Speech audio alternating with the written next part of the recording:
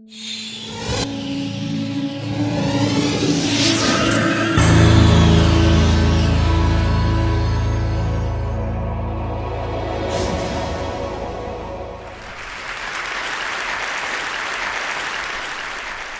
am a conductor, and I'm here today to talk to you about trust.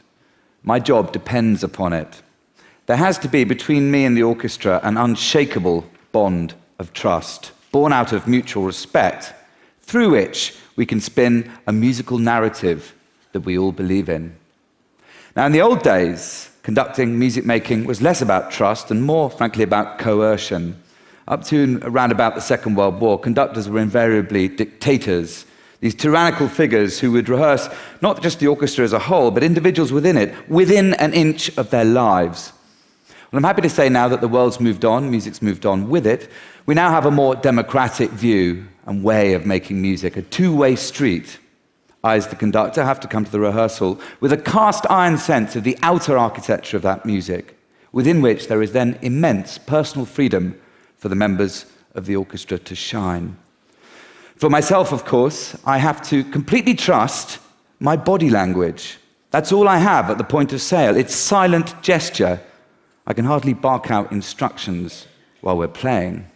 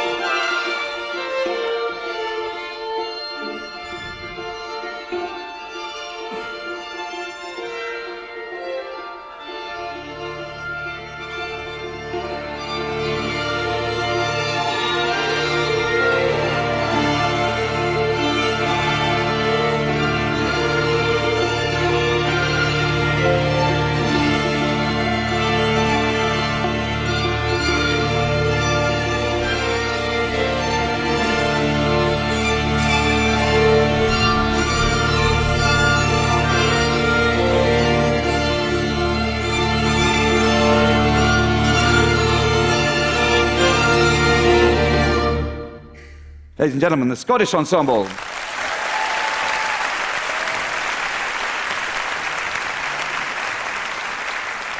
So, in order for all this to work, obviously I have got to be in a position of trust. I have to trust the orchestra, and even more crucially, I have to trust myself. Think about it. When you're in a position of not trusting, what do?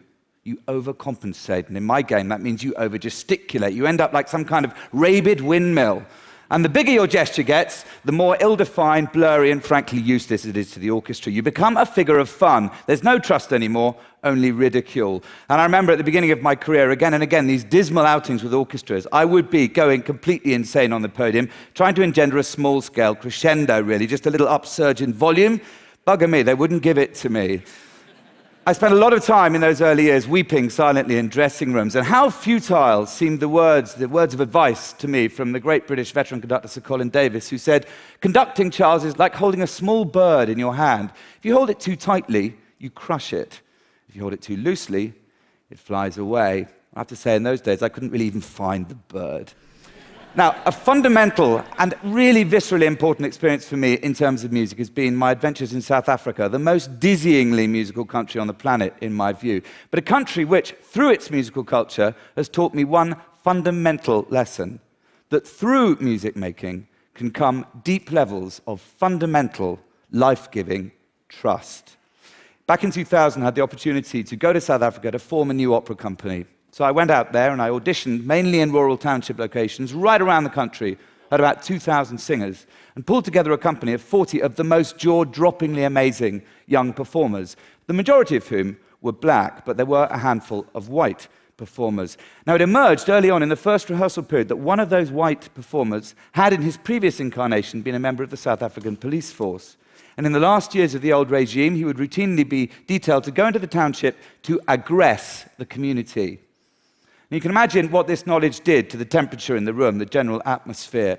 Let's be under no illusions. In South Africa, the relationship most devoid of trust is that between a white policeman and the black community. So how did we recover from that, ladies and gentlemen? Simply through singing. We sang, we sang, we sang. And amazingly, new trust grew, and indeed, friendship blossomed.